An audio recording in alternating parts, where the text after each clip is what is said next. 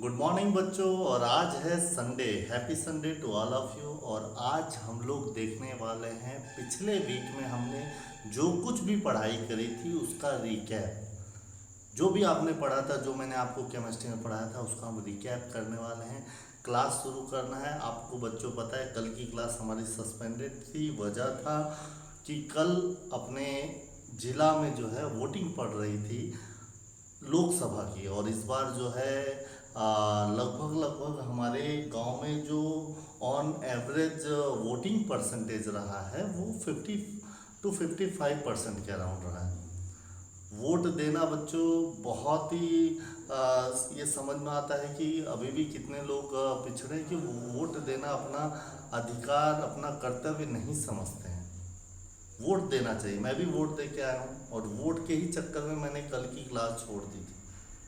तो वोट देना बहुत ज़रूरी है। और क्योंकि जब तक आप अपने देश के बारे में, अपने आने वाले समय के बारे में चिंता नहीं करेंगे, अपने कैरियर के बारे में चिंता नहीं करेंगे, तो कैसे काम चलेगा। एक मनुष्य और एक जानवर में क्या अंतर होता है? यही तो अंतर होता है ना कि मनुष्य जो है अपने बारे में ही नहीं, अपने समाज के बारे में भी सोचता है, अपने आने वाले फ्यूचर के बारे में सोचता है, इनोवेशन के बारे में सोचता है, काम को आसान करने के बारे में सोचता है। जानवर ये नहीं कर पाते। और यही अंतर है एक इंसान और एक जानवर में। तो मैं उम्मीद करता हूँ कि आप लोग भी अपने प्रति जागरूक बनेंगे। इस साल तो आप लोग इंटर में हैं, नेक्स्ट ईयर या फिर आफ्टर 2 इयर्स आप लोग भी वोट देने के अधिकार में आ जाएंगे। और मुझे पूरी उम्मीद है कि आप निष्ठा से कभी वोट नहीं छोड़ेंगे। तो चलिए हम लोग शुरू करते हैं। क्लास शुरू करने से पहले ये जानकारी मैं देना चाहता हूँ बच्चे, जिन लोगों ने अभी तक इनरोलमेंट नहीं लिया है वो हमारे वेबसाइट पर जाके 999 का इनरोलमेंट ले लीजिए। 999। और इसके लिए तो हमने डेमो पीरियड भी चलाया है 99 का, क्योंकि अभी तो समर क्लासेस चल रही है। समर क्लासेस में हमने तो क्लासेस कंडक्ट करा दिया, क्लासेस दे रहे हैं। लेकिन जुलाई से, अगस्त से, सितंबर से भी आपको अगर ऐसी क्लासेस कंटिन्यू डेली पढ़नी है तो आपको 999 का कोर्स परचेस करना पड़ेगा। आइए शुरू करते हैं। सबसे पहले हमने क्या पढ़ा हुआ था, तो हम लोग शुरू करेंगे बिलियन की स्टार्टिंग चैप्टर से। बिलियन, और बिलियन के लिए हम लोग ये जानते हैं, डिफिनीशन है हमारी। बिलियन की डिफिनीशन बहुत ही आसान तरीके से हम लोगों ने समझा था कि दो समांगी पदार्थों का मिश्रण ही क्या कहलाता है बच्चों? बिलियन। और बिलियन में दो घटक होते हैं, विलेय और विलायक। विलेय और विलायक। तो जो विलेय है इसके बारे में मैंने आपको बच्चों एक अवधारणा स्पष्ट कर दी थी कि हम ये नहीं समझेंगे ये कि कम मात्रा तो विलेय है, नहीं नहीं, अधिक मात्रा विलायक है, ये भी नहीं, बिल्कुल नहीं। आपको तो एडवांस लेवल से समझना है। तो विलेय कौन? जो घुल जाता है, जो घुल जाता है वो विलेय। और जो घोलता है, जो घोलता है वो विलायक। है ना आसान? जो घोलता है वो विलायक। ठीक, तो ये था हमारा विलेय और विलायक का कॉन्सेप्ट। उम्मीद करता हूँ आपको अच्छे से समझ में आ गया होगा। नेक्स्ट टॉपिक हम लोग रिकैप किए हुए थे। अगले टॉपिक के बारे में अगर मैं चर्चा करूँ बच्चों, तो आपने पढ़ा हुआ था बिलियन के प्रकार। बिलियन के प्रकार। बिलियन के प्रकार में कितने प्रकार का आपने बिलियन जाना था आपने बच्चों? एक तो देखा आपने बिलियन के प्रकार। बिलियन दो प्रकार के हैं सांद्रता के आधार पर, तनु बिलियन, तनु बिलियन और सांद्र बिलियन। तनु बिलियन और सांद्र बिलियन। दूसरा बच्चों आपने देखा था घुलनशीलता के आधार पर। तो घुलनशीलता के आधार पर बिलियन 3 प्रकार का है। कौन कौन सा? संतृप्त बिलियन, संतृप्त बिलियन, असंतृप्त बिलियन, असंतृप्त बिलियन और अतिसंतृप्त विलयन। अतिसंतृप्त विलयन। अब ये तनु विलयन,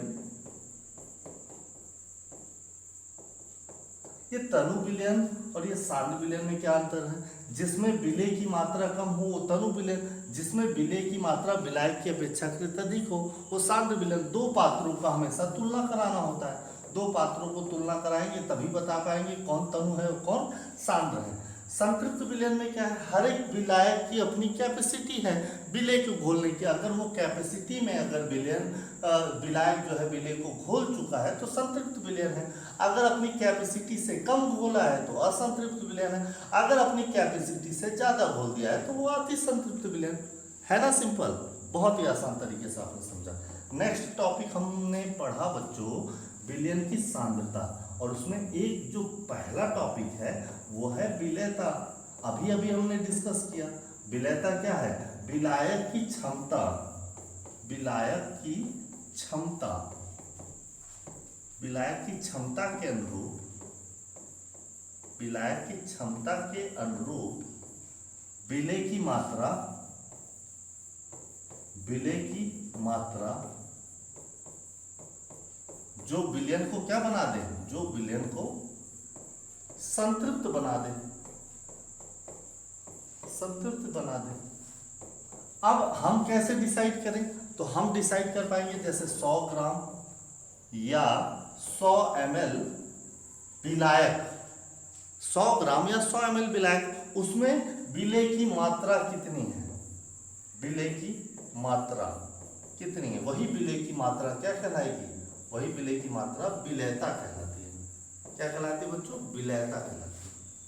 100 ग्राम या 100 ml विलायक द्वारा विलयन को संतृप्त बनाने के लिए आवश्यक विलेय की मात्रा ही क्या कहलाती है, उस विलयन की विलेयता कहलाती है। बहुत ही आसान तरीके से हमने इसे भी समझा था।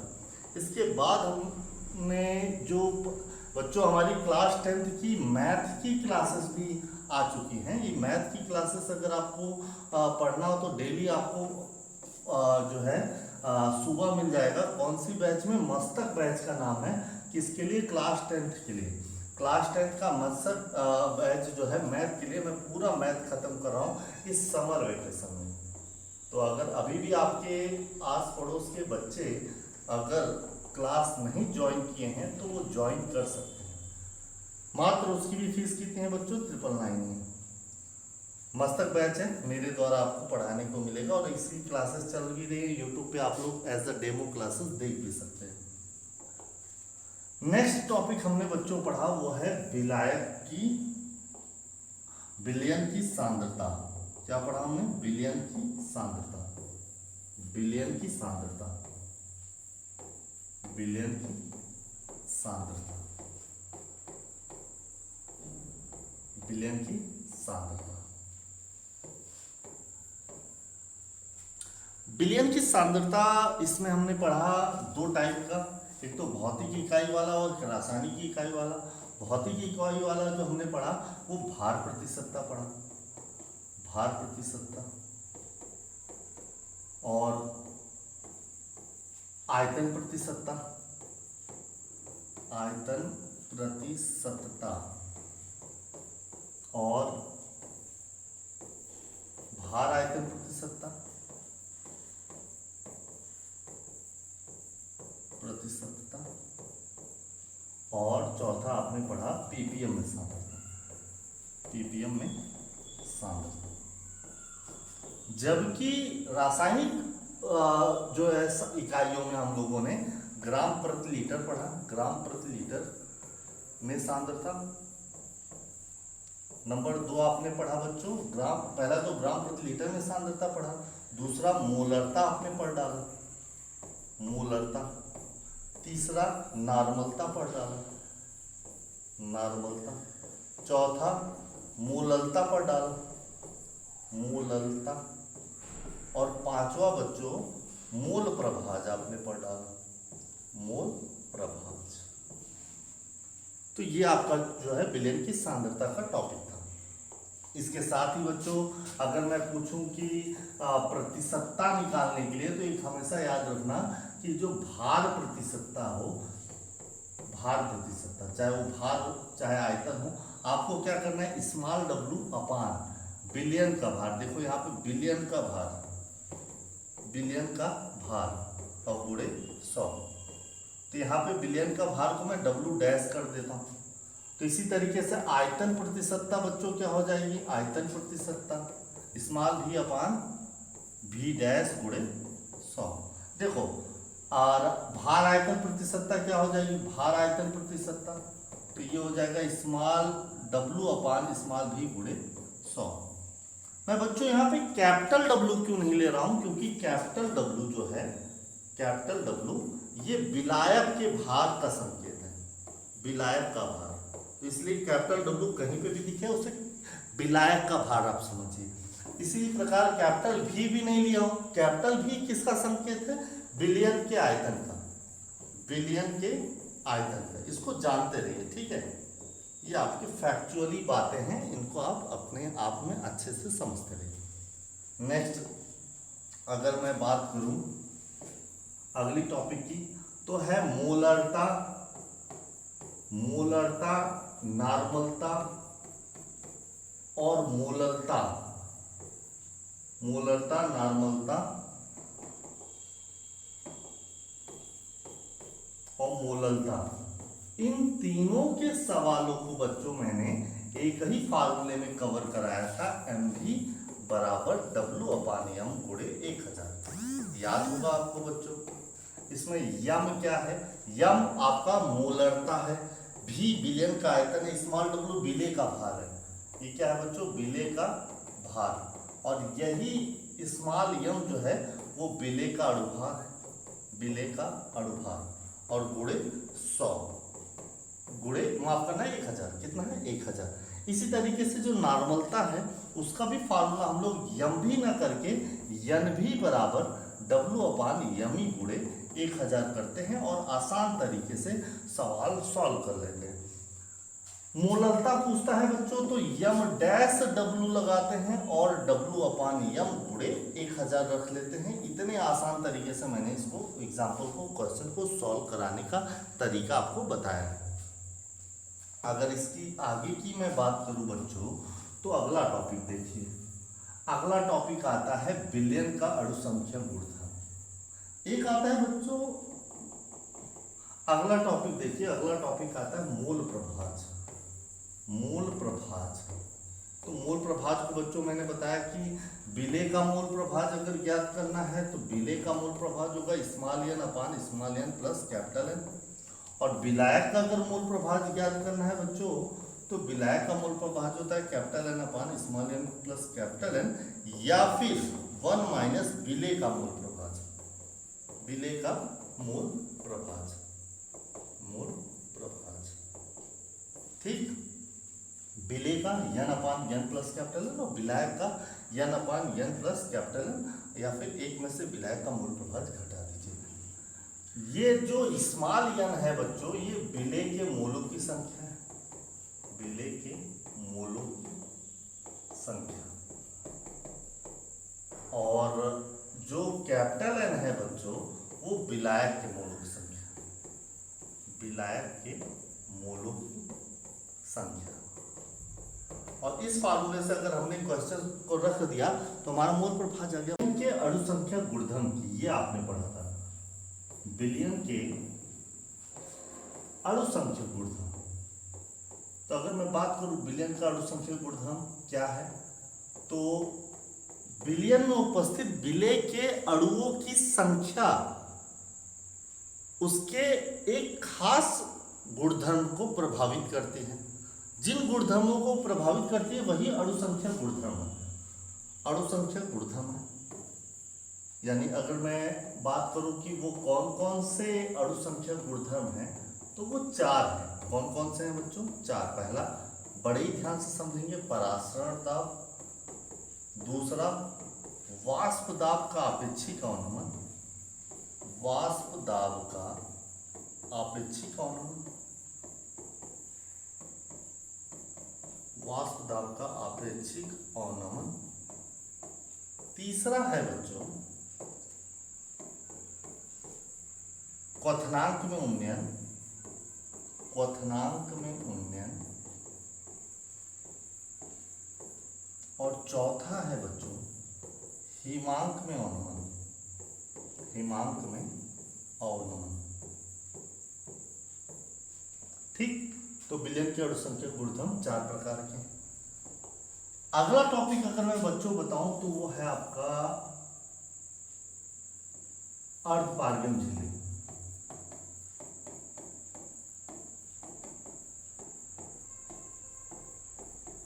अर्धपारगम झिल्ली, अर्धपारगम झिल्ली के बारे में मैं आपको थोड़ा सा गूगल पे ले जाना चाहता हूं।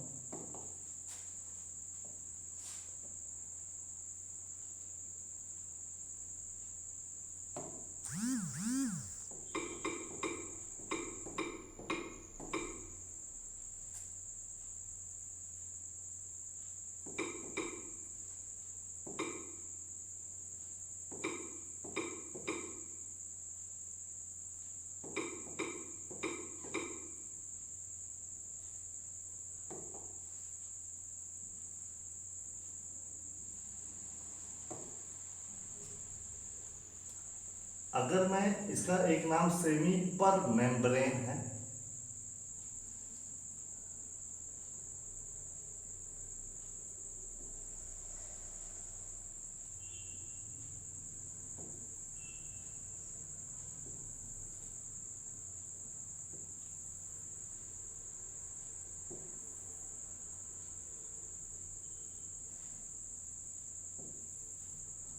देखिए इतने सारे चित्र आपको सेमी पर मेम्ब्रेन के दिख रहे हैं।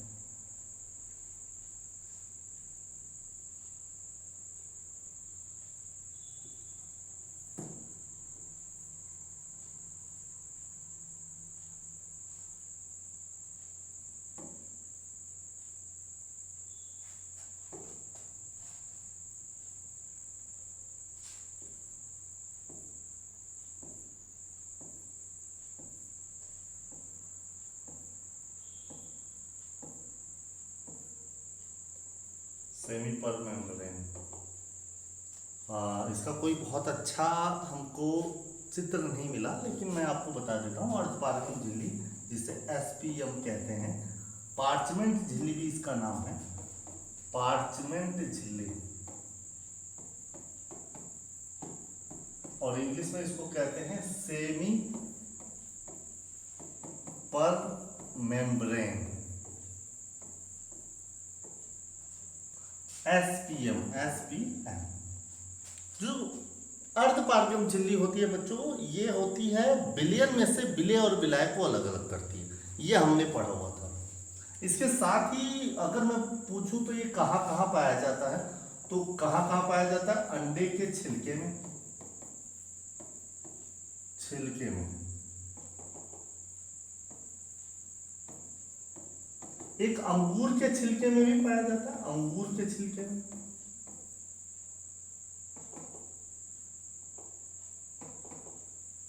अंगूर के छिलके में। अगर इसके अतिरिक्त बात करूं तो बकरे के आमाशय में,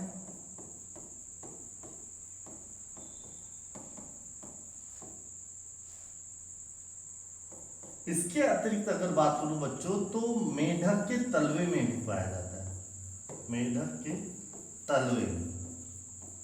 कृत्रिम रूप से भी बनाते हैं बच्चों, कृत्रिम रूप से हम लोग जो है कॉपर फेरोसाइनाइड का जो है एसपीएम बनाते हैं, अर्धपारगम झिल्ली बनाते हैं। कृत्रिम रूप से इसलिए बनाया जाता है क्योंकि जो प्रकृति में पाया जाता है अर्धपारगम झिल्ली वो बहुत नाजुक, बहुत कमजोर होता है।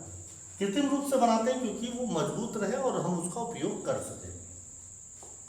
परासरण की बात करूं बच्चों, परासरण, परासरण यानी कि ऑस्मोसिस और परासरण दाब, ऑस्मोटिक प्रेशर।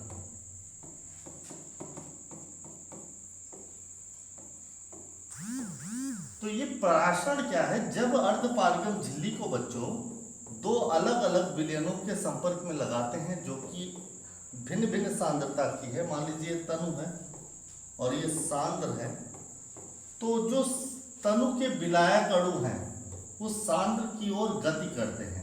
तो ये विलायकों की गति है बच्चों, किसकी गति है? विलायकों की गति है, विलायकों की गति।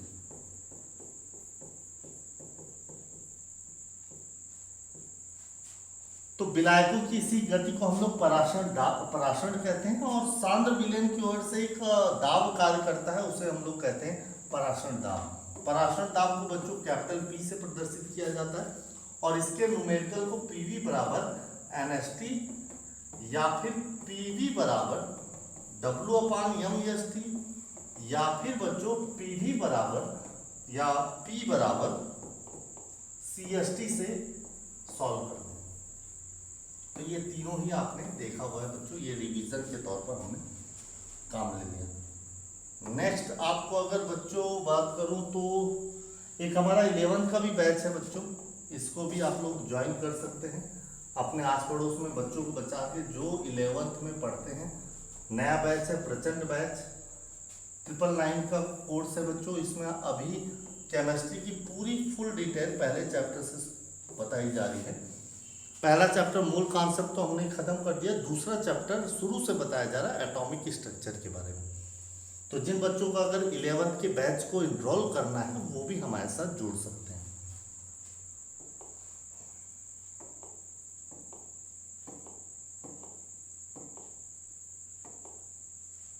तो अगर बच्चों अगली टॉपिक की बात करूं मैं तो वो है बच्चों वाष्प दाब का अपेक्षिक अवनमन।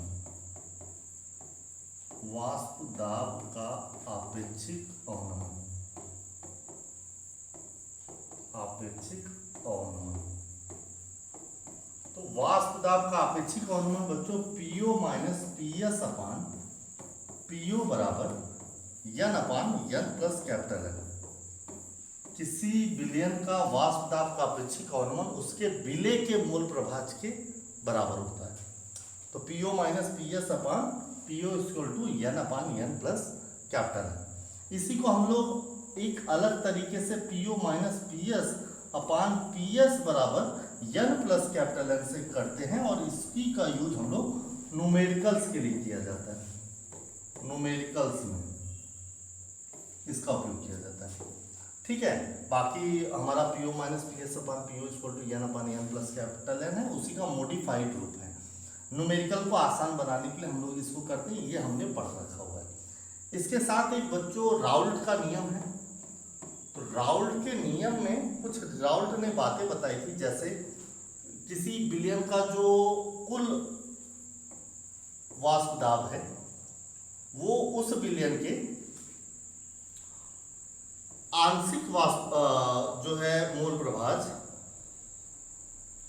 आपका जो A का मूल प्रभाज और विलयन A का जो है मुख्य जो है वाष्प दाब और B का भी मूल प्रभाज और B का भी इस तरीके से करके आंशिक वाष्प दाब के योगफल के बराबर होता है। इसको हमने इसमें समझा हुआ था। ये हमारा जो है क्या है, राउल्ट के नियम के अनुसार कुल वाष्प दाब को निकालना है। ये फुल डिटेल आप लोग जब पढ़ते हैं तो इसमें हमने कंप्लीट अच्छे से बता रखा हुआ है। इसके बाद की जो टॉपिक है बच्चों, वाष्प दाब का अपेक्षिक अवनमन हो गया। अब आता है हमारा जो है क्वथनांक में उन्नयन। क्वथनांक में उन्नयन ये भी बच्चों मैंने बता दिया है। इसे डेल टीवी से प्रदर्शित करते हैं। ये मूललता के अनुक्रमानुपाती होता है। मूललता हटती है तो एक नियतांक के भी आ जाता है और मूललता को हम लोग W अपान M अपान कैपिटल W गुणे 1000 से प्रदर्शित करते हैं। ये 1000 या 100 से भी प्रदर्शित किया जाता है। जब 1000 से प्रदर्शित करते हैं तो केवी की वैल्यू मूलल हो जाती है, मूलल उन्नयन स्थिरांक। और जब 100 से गुणा करते हैं तो इसी को हम लोग मोलर उन्नयन स्थिरांक पढ़ते हैं। क्या पढ़ते हैं बच्चों? मोलर उन्नयन स्थिरांक। ये हमारा क्वथनांक में उन्नयन की बात थी। यही सेम टॉपिक बच्चों, सेम टॉपिक जो है हमारा वो किसके लिए आता है? क्वथनांक, माफ करना, हिमांक में अवनमन। हिमांक में अवनमन सेम टॉपिक। इसको किससे प्रदर्शित करते हैं? डेल TF से प्रदर्शित करते हैं। मूललता के अनुक्रमानुपाती होता है। मूललता यानी प्रोपोर्शनल टू हटेगा तो एक नियतांक KF जुड़ेगा और मूललता को हम लोग लिखेंगे W अपान M अपान कैपिटल W गुणे 1000। 1000 या 100, 1000 जब KF को हमें मोलल अवनमन स्थिरांक पढ़ना है। मोलल अवनमन स्थिरांक के लिए 1000 से गुणा, और जब इसी KF को हम लोग मोलर अवनमन स्थिरांक पढ़ेंगे तो उसमें 100 से गुणा करेंगे। उसमें कितने से गुणा करेंगे? 100 से गुणा करेंगे, और इस फार्मूला को रखेंगे और इस फार्मूले से हमारा न्यूमेरिकल आसानी से आ जाएगा। एक बैच हमारा जो है केमिस्ट्री का, आप लोग आलम बैच के बारे में डिटेल जान ही चुके हैं। एक लास्ट टॉपिक आ रही है बच्चों हमारी, जिसको हम पढ़ने वाले हैं। हमने पढ़ा हुआ था, मैंने सोचा इसको लास्ट में बताऊंगा। प्रतिलोम परासरण। प्रतिलोम परासरण। अगर मैं क्रोम पर जाऊं, एक बात बताऊं बच्चों, ये जो प्रतिलोम परासरण है ना, ये आप जानते हो प्रतिलोम परासरण की इंग्लिश होती है रिवर्स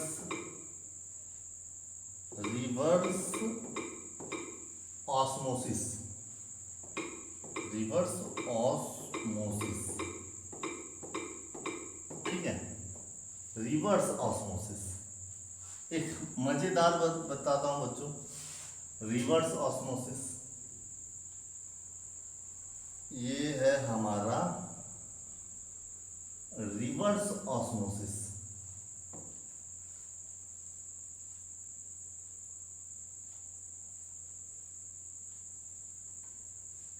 तो मजेदार बात मैं बताता हूं इसको।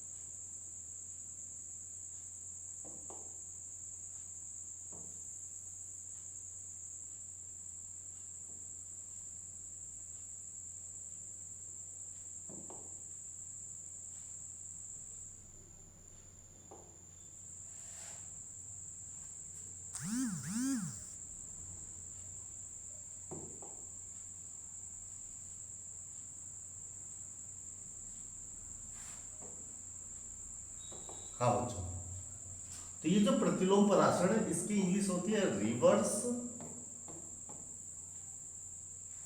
प्रतिलोम परासरण की इंग्लिश होती है रिवर्स ऑस्मोसिस। और ये आप लोग जानते हैं और नहीं भी जानते हैं। रिवर्स का R और O का O, इसी को कहते हैं RO। RO water. RO water जो काम करता है वो आपका प्रतिलोम परासरण पे ही काम करता है।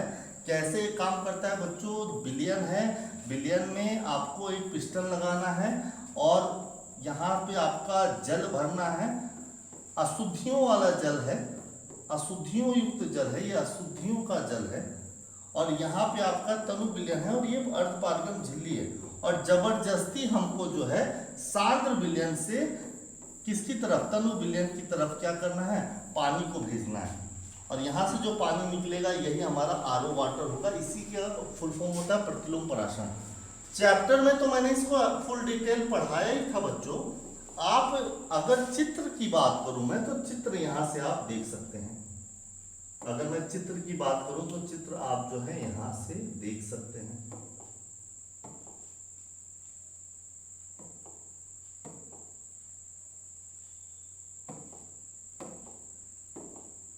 ये RO वाटर का जो है प्योरिफिकेशन कैसे होता है उस पर आधारित ये चित्र है RO वाटर। ठीक है, तो उम्मीद करता हूँ यहाँ तक हमने पूरी टॉपिक आप लोगों को अच्छे से पढ़ा रखा हुआ है और आप लोग इसको अच्छे से पढ़ लिए होंगे। तो आज के लिए बस इतना ही। आगे कल take care, all the best. और आगे की क्लासेस लेना मत भूलिएगा, क्योंकि आगे हम लोग 1/2 गुणांक पढ़ाने वाले हैं। Thank you so much.